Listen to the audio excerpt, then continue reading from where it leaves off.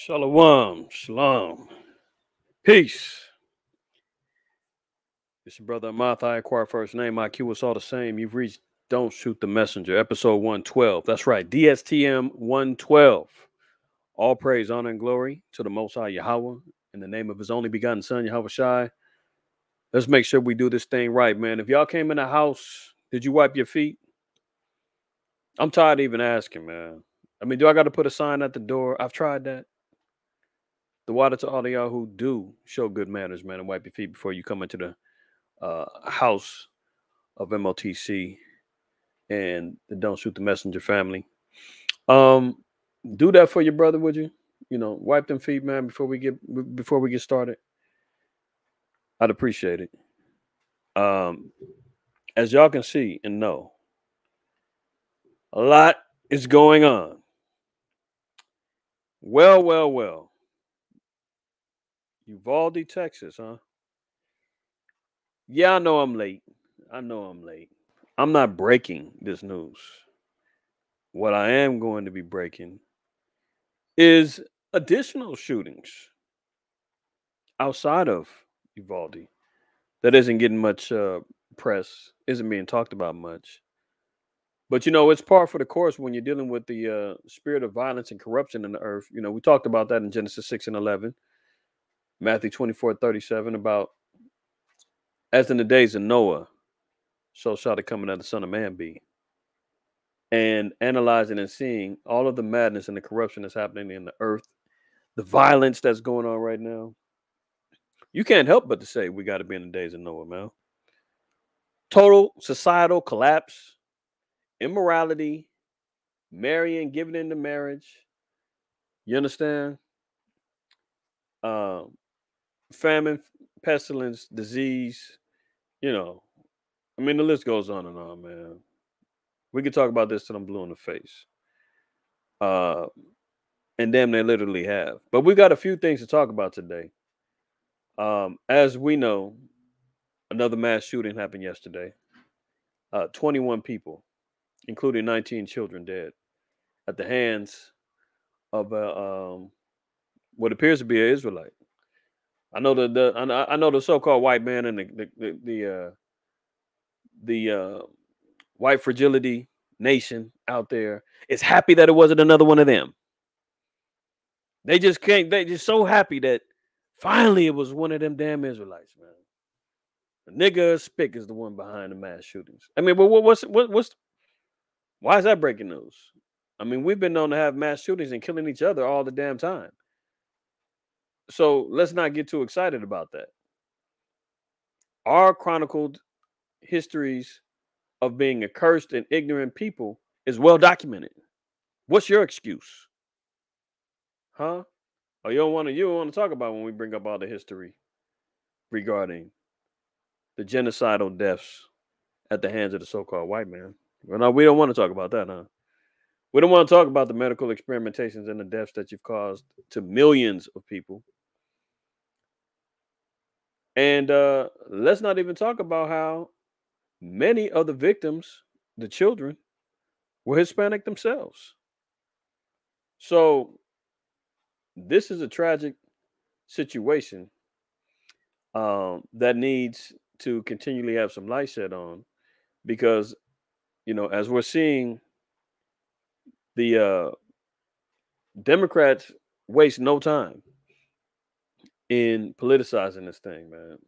I've always said, man, they love to politicize the deaths of Israelites. They politicize the deaths based upon the abortion rates. The most aborted children are Israelite children, blacks and Hispanics. They politicize that, man. They love to glorify, they love to capitalize and monetize our deaths. They're doing it again now, right? Notice how this particular shooting has already overshadowed the Buffalo shooting just less than 7 days earlier. Have you noticed that? Nobody's talking about the Buffalo shooting no more. That's old news, which is indicative of how fast time is moving right now. But we ain't forgot. We ain't forgot about that damn white boy, man, that slaughtered 10 of ours. We ain't forgot. The Mockingbird media and the press, yeah, you might be trying to overshadow that with this recent shooting. But we're kind of hip to the game of the plans and how the political. Let me see if this is actually a word. The politicization. If it's not, I'm coining it a word. How about that? The politicization of the children being put to death. You know, the last one was Sandy Hook. I believe that was 2012. And anytime the kids are being put to death, that's always a cry from the political arms of the Democrats to tug on the heartstrings of the people. I mean, wasn't they doing that when this whole thing went down for the last 2.5 years? Dealing with the DVOG 91, or once it started hitting the kids, and we got to make sure that we can get them poked up between ages 3 and 5 and 6 months old and everything.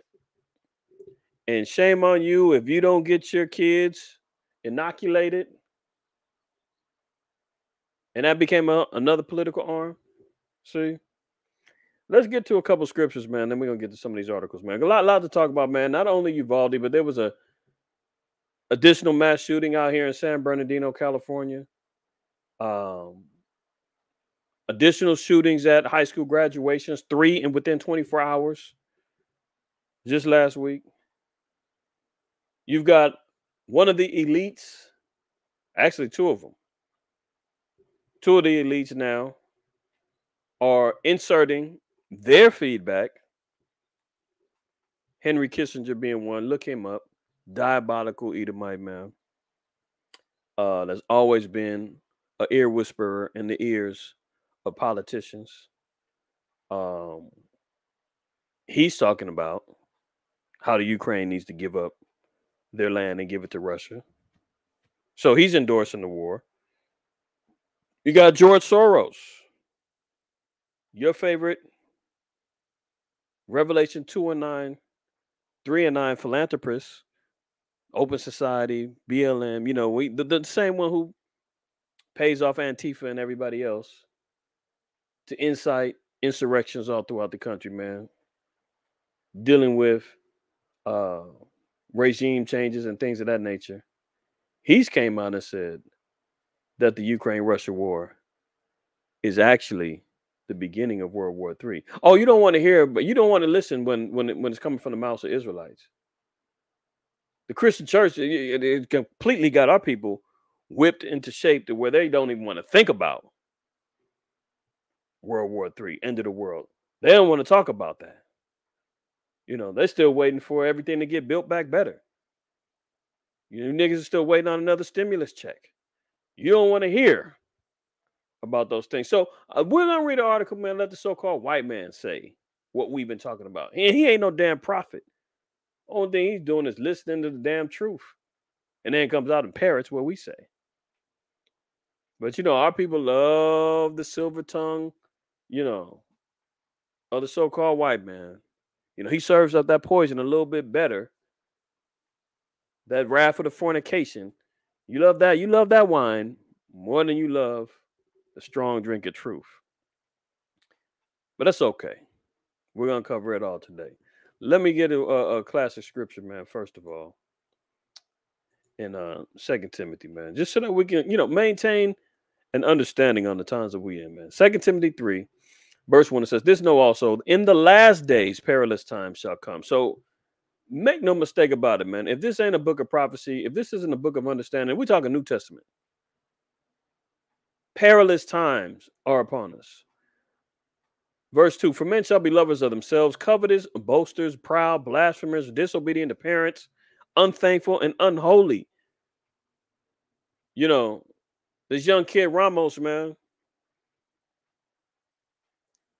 looking and reading at some of the feedback that people who's claimed to have known him, family and things of that nature. Pretty much, man, this dude was like a little incel, man. Sexually repressed, which, okay, no problem. You 18. I stand on a moral ground where A man shouldn't be having a wife until he's over 20, with his life in order, fearing the Lord, keeping the commandments, having a household ready to be established, out of his parents' home, you know. So that's not the point in saying because he ain't getting no P. No, he dealt with bullying. He had a speech impediment. He loved Call of Duty. Uh, they said he liked to, lock himself in the room and hit in the punching bag all day. This dude had a lot of mental issues, man. A lot of hidden anger and repressive spirits on him. Living the curses, father not in the home, mom strung out on drugs, you know. So then we see disobedient to parents, man. The cat killed his grandmother before he went to the school. So he had some resentment with his grandparents, woman that took him in, helped to raise him because his own parents had rejected him damn near. So we're seeing the things that's going on. Unthankful, unholy, right? Verse 3, without natural affection, truce breakers, false accusers, incontinent, fierce, despisers of those that are good, traitors, heady and high-minded, lovers of pleasures more than lovers of the Most High God. See, these are all things that we're seeing, perilous times erupting right in front of our faces. We've covered this. I quoted it. I'm just going to read it. Genesis 6 and 11. The earth also was corrupt before God, and the earth was filled with violence. Filled with violence during this time, right? So let's look at some of what's going on, man, because we've got the Uvalde shooting, right? San Bernardino, the high school shootings at the graduations last week. There was another shooting here in LA, in East LA. A lone shooter shot the windows out of a highway patrolman, man. Had got into a shootout with the cops. Motive unknown. But all we know is that people is just randomly out here popping and shooting things, right? We got the Southern Baptist Church. Remember them? We just talked about them this past Monday. Now they're breaking under pressure and they're getting ready to reveal names of the sexual predators. Oh yeah, we got UCLA paying out $700 million for sexual misconduct out of their medical offices. There's a lot happening. Oh, and lastly, we'll leave this as a quote unquote rumor because of the source where I got it from, but I believe it wholeheartedly, and there's posts that back it up. TD Fakes son-in-law. TD Fake's daughter filed for divorce from her son-in-law. Both are over a youth ministry which boasts up to 50,000 kids. She's divorcing him, saying in the well-being for the well-being of her children, and he's under arrest, and it's speculated that he's facing child endangerment or possible child molestation charges. Oh, oh, oh yeah. TD Fakes, but open up that fat greasy mouth of yours, man. Come out and speak on that. Your name and reputation is on the line. He's attached to you. Oh no, but he can have all these little moral talks and sitting there and opening up his greasy mouth, talking about woman thou art loosed and all of that. Oh, you got all the relationship information, don't you? Huh? Oh, okay. Yeah, he's kind of quiet now. Oh, we're gonna talk about it though. Let's get to it. Let's get to it. Look at this. We're gonna open up with this. Speaking about the politicization of the deaths of Israelite children, right?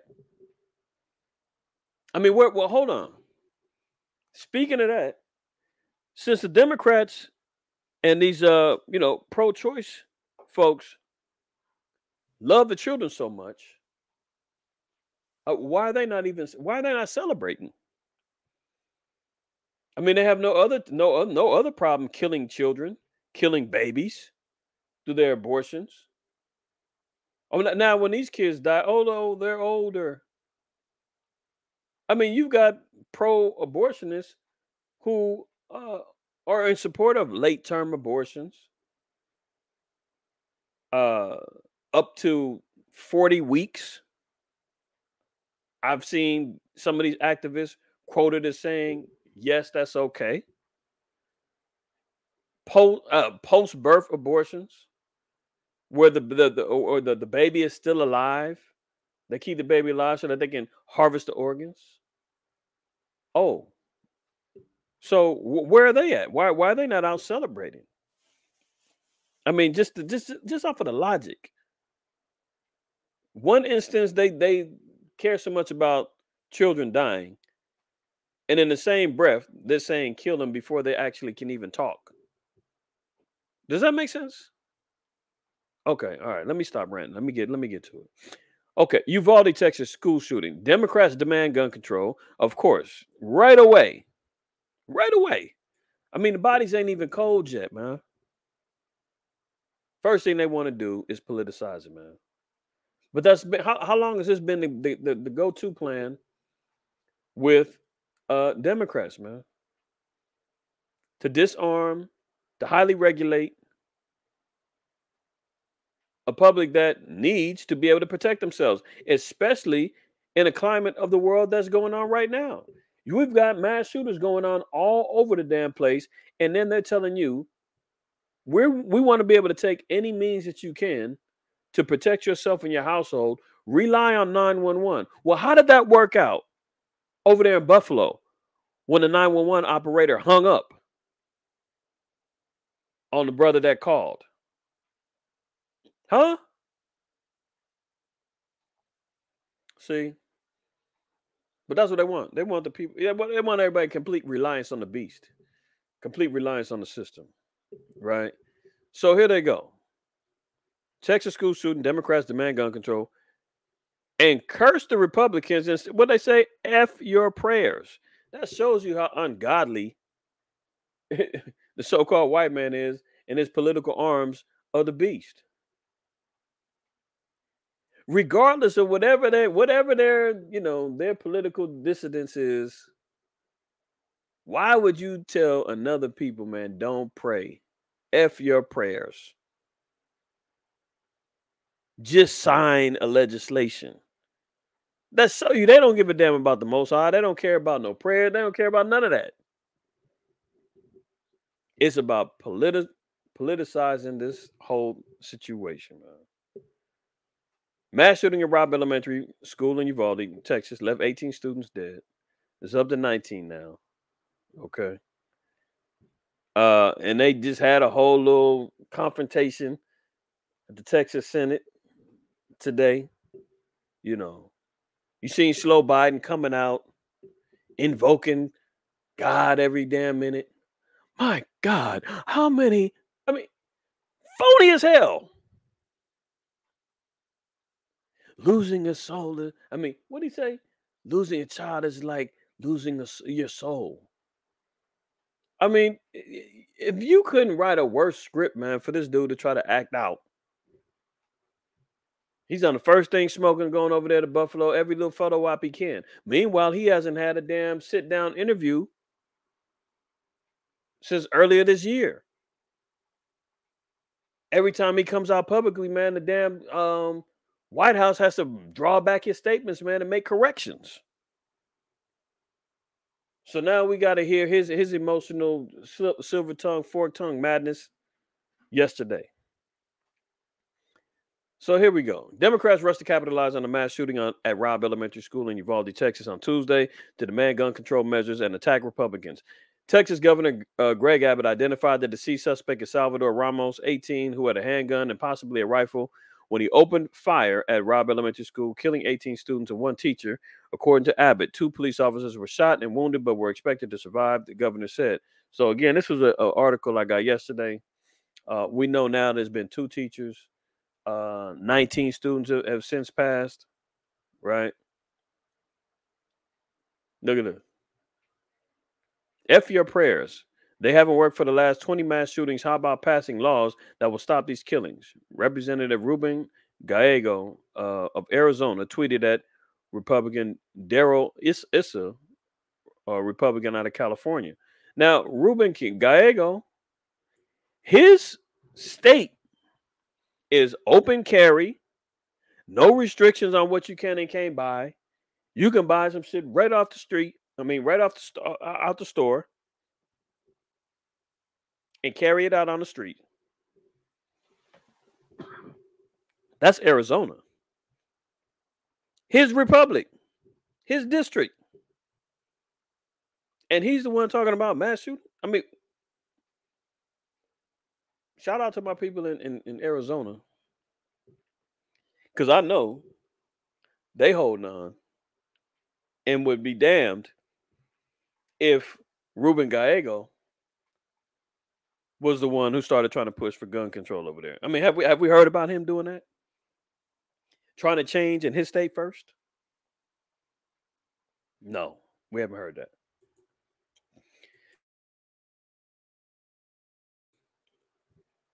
Oops, my bad.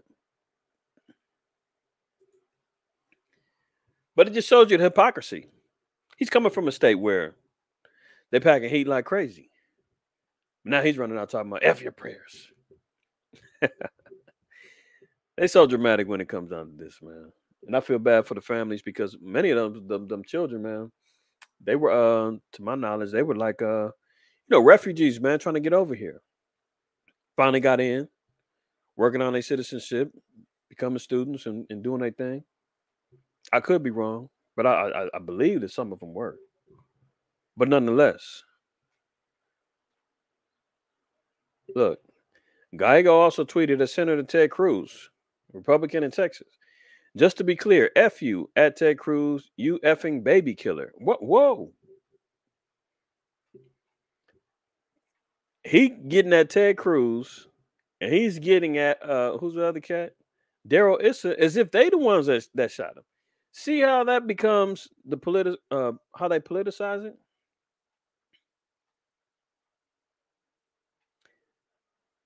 He's Twitter banging. And I could care less about either side of the coin. But you got to call a spade a spade. And when you see the folly that's going on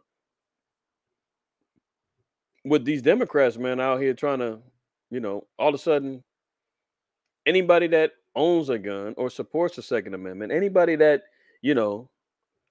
doesn't have the same views as these Democrats, man, you may as well pull the trigger yourself.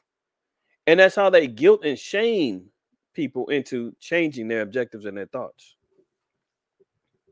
See, how would it be if we we do the same thing when we bring up the mass incarceration of our people, the prison industrial complex, we bring up the slave ships, we bring up the lynchings, the hangings, the burnings, the rapes.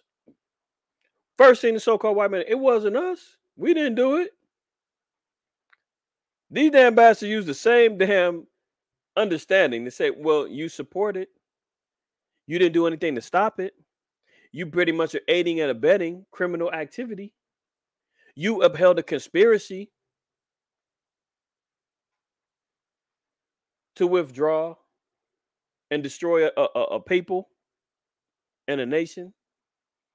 You know the conspiracy of false history being taught. You learned the same foolishness in the schools that we did, and you did nothing to stand up against. See how that works? When we pull it out and say them same arguments, oh, we're being irrational. That's crazy. Oh, but the Democrats are doing the same thing. Soon as somebody gets killed, mass shooting goes down. You did it. It's your fault. See the backwards nature, man, of these damn idiots. It's wild. So anyway, let's finish this up. Representative Alexandria Ocasio-Cortez, a Democrat out of New York, was also quick to blame Republicans.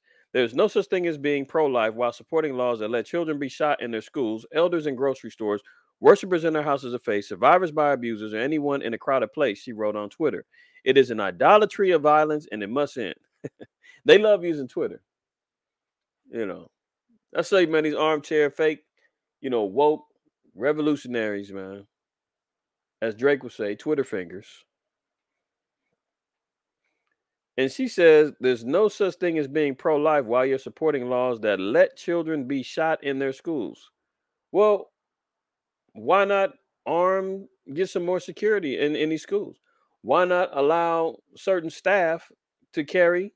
I guarantee you, if it was understood and known that every teacher in schools was licensed to carry and had the authority to defend all of the children in their classrooms, I guarantee you there'd be less shootings. Trained teachers that are looking out to defend your children in these schools, I guarantee you there wouldn't be no more school shootings. But that's a whole nother thing. Now, what's Lori Lightfoot got to say? Beetlejuice over there in Chicago. Chicago Mayor Lori Lightfoot, a Democrat whose city is notorious for its high violence rates, also offered her opinion about the school shooting. As a nation, we simply cannot allow this to continue. Every single day, children and young people are losing their lives to people who do not value the sanctity of life and take advantage of unabated presence of firearms in our communities, Lightfoot said in a statement. Always got a statement. Wasn't there a so-called mass shooting at a McDonald's over there in Chicago? Did she say anything when that went down? Or did she wait for this one? Oh, okay. See how they do? Look at this. This the update. This the update. Texas government said he was going to shoot up a school. See, there's always clues, man. They always give a hint. Didn't we see the same thing with the shooter in Buffalo? They knew about his activities and threats to shoot up a school and all of that and wanted to commit murder almost a year before he actually came through and did it. It was understood. Let's look at what he left. Let's see what he did. The gunman who massacred 19 children and 2 teachers at elementary school in Texas warned in online messages sent minutes before the attack that he had shot his grandmother and was going to shoot up the school, the governor said on Wednesday. Salvador Ramos, 18, used an AR-15 style semi-automatic rifle in the bloodshed Tuesday at Robb Elementary School in Uvalde, which ended when police stormed the classroom and killed him. He legally bought the rifle and a second one like it last week, just after his birthday on May 16th, authorities said. Evil swept across Uvalde yesterday. Anyone who shoots his grandmother in the face has to have evil in his heart. I agree. Governor Greg Abbott said, but it is far more evil for someone to gun down little kids. I mean, clearly this dude had demons all on him as he went out and killed his own. So if we're talking about self-hate, I mean, look, the epitome of self-hate is right here. Job 9:21. It says, though I were perfect, yet would I not know my soul, I would despise my life. If an individual does not understand his soul, his purpose, his calling in life, if he doesn't know who he is or understand what it is to be a man of God, to follow after law, statutes, and commandments, man, this dude he turned himself over to Satan. Completely possessed. Didn't know his own soul. Why? Now he had to despise his life, man. So now he becomes suicidal, self-hate, death by cop at 18. So this is one of the problems that little young Ramos had. Let's look at this.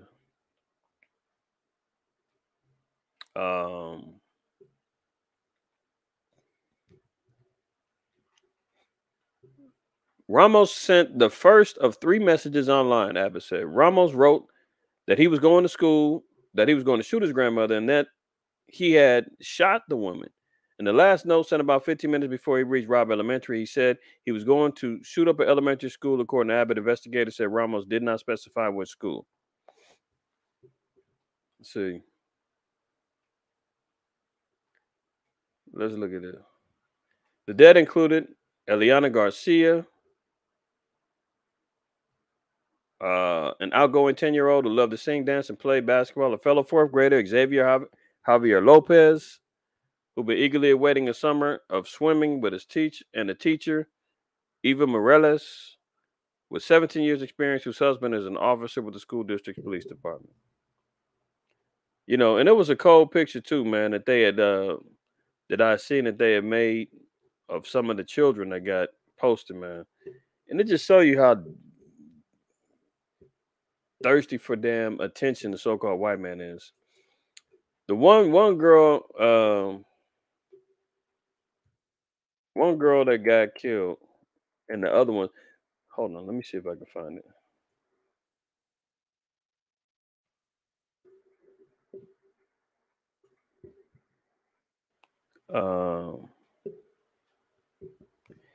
Because the way that they have framed the picture, they supersized the picture of the little white girl, and then the rest of the the Hispanic kids, they shrunk them down. I've seen it on the Daily Mail, but let me see if they may have switched it up by now. Hold on. I wish I seen it this morning, or taking a picture of it from this morning. Oh man, because it tripped me out. Not necessarily tripped me out, but the way that the media kind of posted up the picture, the way they did the collage, they had a big picture of a little white girl, or at least she looked white, and all the rest of the pictures were small pictures of you know, of the other children. So here go the grandmother, there goes mama. There he goes right here, man. He looked like he on meth or something, man. Skinny neck, Looked like something was wrong with the kid. Yeah, they took it down. Damn. But nonetheless, man, it was interesting because how they tried to, superimpose the blonde haired girl, over the other children, man, just so that they can kind of focus in the attention on, oh, another little white, no, little white girl got killed, and acting as if her death was more important than the other children. Uh,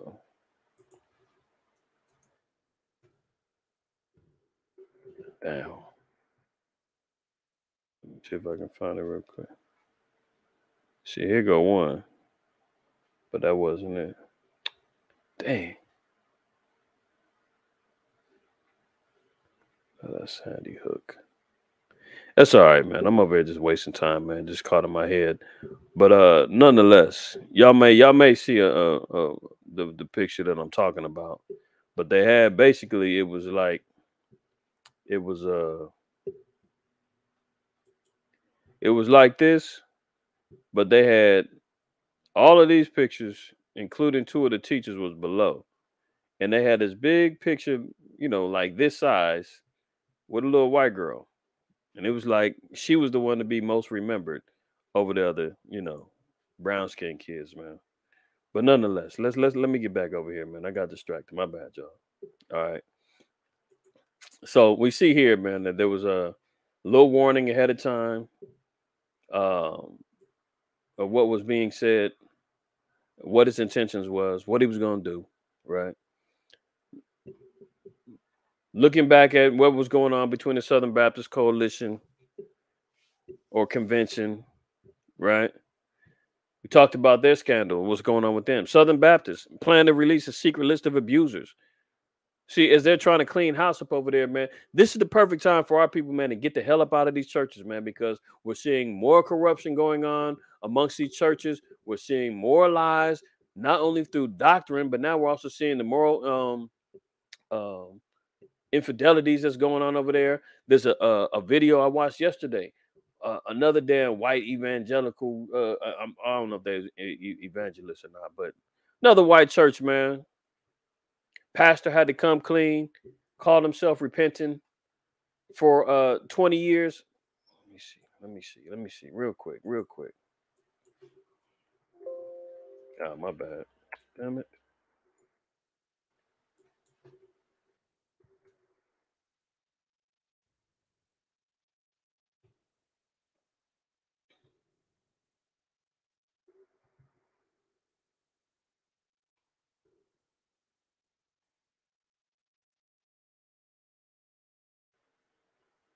Okay.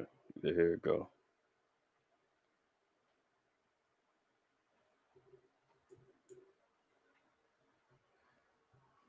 Yeah. So I'm just gonna briefly highlight that. So we see here, right? So top Southern Baptists plan to release a secret list of abusers. So now they're trying to come clean and exposing all of their dirt. So again, this is a perfect time, man, for our people to get the hell up out of these churches, man. You Negro Baptists that's been running around here carrying the books and carrying the damn uh, prayer cloths of your white oppressors, man, teaching you good old fashioned slave religion. Get the hell out of there. Get the hell out of there while you still can. You know what the scriptures tell us? Seek ye the Lord while he may be found in Isaiah. Oops.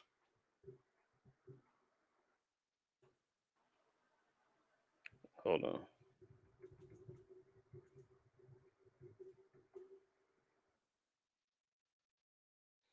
See, Isaiah 55:6 says, seek ye the Lord while he may be found. Call ye upon him while he is near.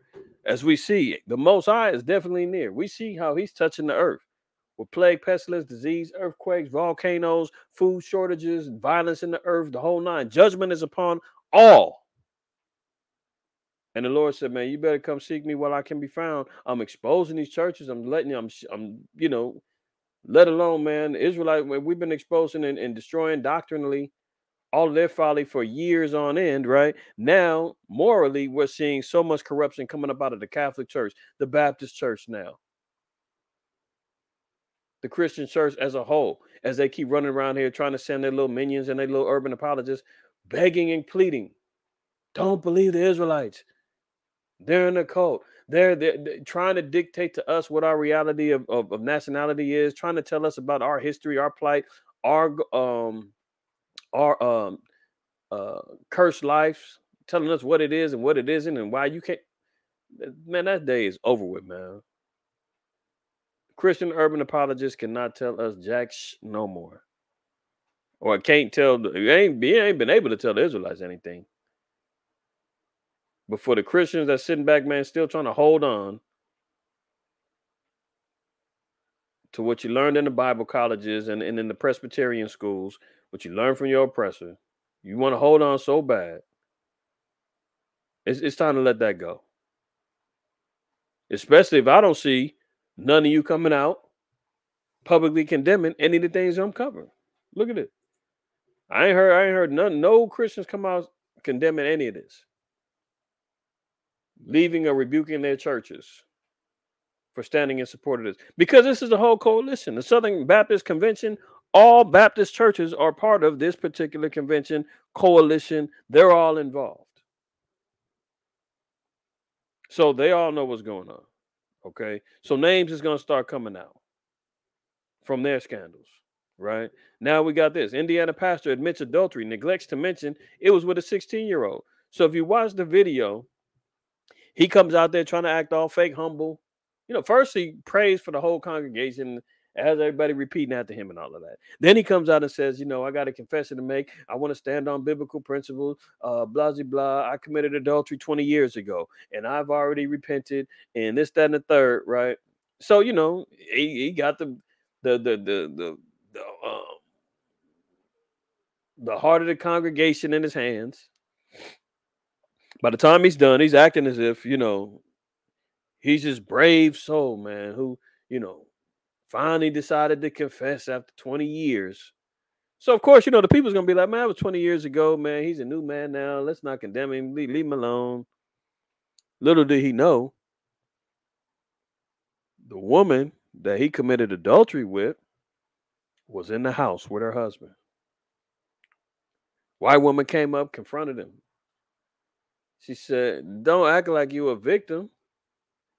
Why didn't you mention that I was 16 when you took my virginity on the floor in your office?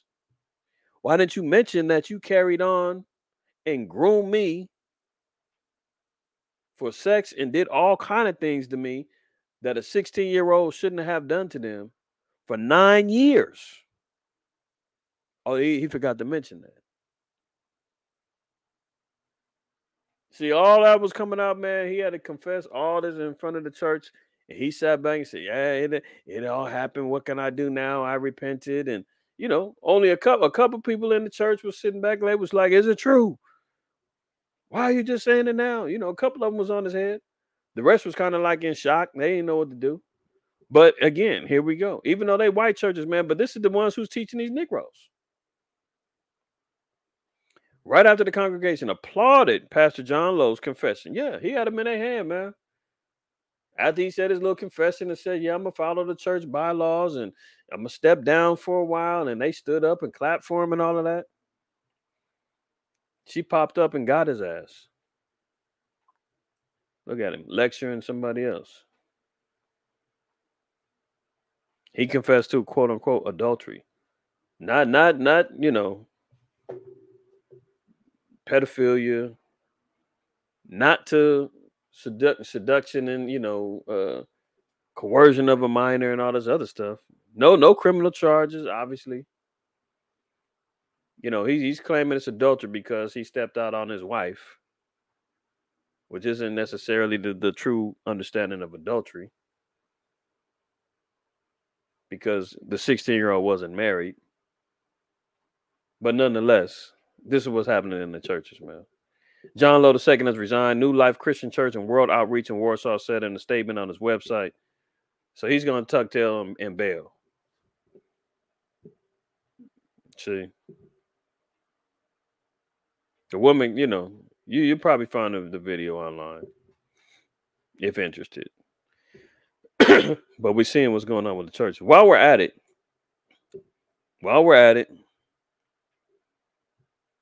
I'm gonna be careful with this because who knows how long this fat sloppy demon, how far his arms reach.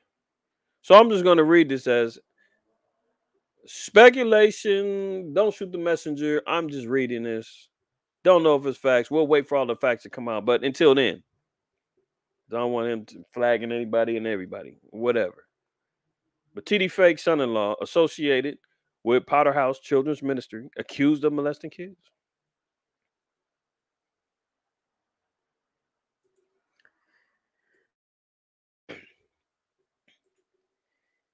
TDJ Fake SonInLaw, the husband of Cora Jakes, is being accused of having inappropriate contact with at least one child, Media Takeout has learned.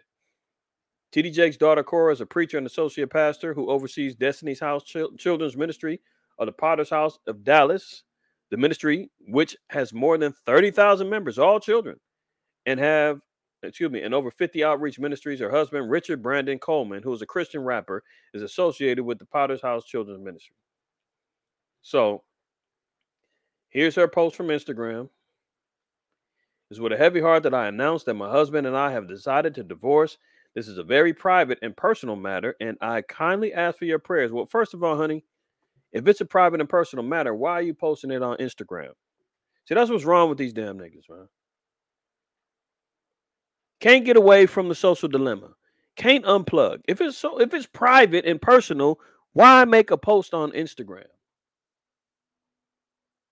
If it's private and personal, man, address it to your congregation. If they, obviously, people that are close to you, people that need to know what's going on with you, wonder where your husband, you address it to them personally in closed doors. But no. Because it's a personal matter and private, that means that it's Instagram ready. I'll never understand that. So reading on, it says, I kindly ask for your prayers as I prioritize myself and most importantly, my children's well-being at this time. God bless Cora Jake. So she's concerned about her children, huh? Okay. The article goes on to say that her husband, Richard Coleman, was arrested in Texas for, quote, continuous sexual abuse of young child or children. Uh-oh. He's been locked up in prison for the past 21 days and is being held on a $150,000 bail. Well, I'm sure he's not in prison. He's probably in the county. But nonetheless, it's been speculated that he's in jail as it is this day for continuous sexual abuse of a young child or children. Here he goes.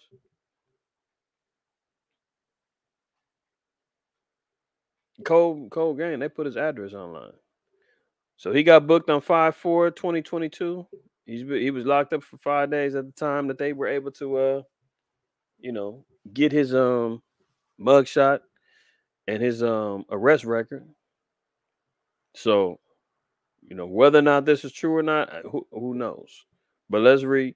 Under Texas law, continuous sexual abuse of a young child or children is a criminal offense where a person 17 years or older commits two or more sexual acts against one or more victims younger than 14 years of age within a 30-day time period or longer. So he's got to be over 17, which he is, and he's had to have committed two or more sexual acts against somebody who was younger than 14 within a month. And this is what he's being charged with. Because the offense requires a pattern of sexual abuse, it carries a higher punishment than any of the single sex crimes on which it is based. Continuous sexual abuse of a young child carries a special minimum punishment of 25 years, and people convicted of continuous sexual abuse of a young child are not eligible for parole. Stay tuned. TD Fake's got some house cleaning to do. Let's look at this. UCLA to pay a record of nearly $700 million in doctor abuse lawsuits. What kind of doctor abuse? Huh? Two victims of UCLA gynecologist Dr. James Heaps hold hands during a press conference Tuesday, May 24th in LA. A lawsuit settlement against the University of California Regents was announced Tuesday in Los Angeles, where 312 former patients of ex-UCLA gynecologist Heaps will be compensated. Heaps also was criminally charged last year with 21 counts of sexual offenses involving 7 women. You see how this lust demon is out here, man? From the doctor's offices to the churches, all of your trusted institutions. Sexual misconduct running wild and rampant. All of the most prestigious, man. UCLA Regent Medical Center, problems. TD Fakes, affiliated individuals, problems. Southern Baptist Convention, problems. Do we need to go on? Okay. Let me jump back on and close out with a couple more. Getting back on to the violence. We talked about it earlier. San Bernardino, 9 shot, 1 fatally after gunfire erupts among a large crowd of partygoers in San Bernardino. Why is this not getting any press? Why is this not being understood and blown up as being a mass shooting? Oh, maybe because it was probably some more niggas killing niggas? Huh? This happened last Friday. See that? Little to no press coverage. How about this? 3 high school graduations across the country ended gunfire within 24 hours. Why is that not getting more press? Oh, can't be politicized.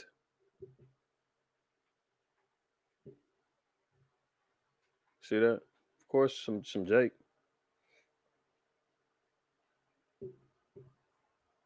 So, Gunshots drowned out applause of 3 separate high school graduation ceremonies across the United States.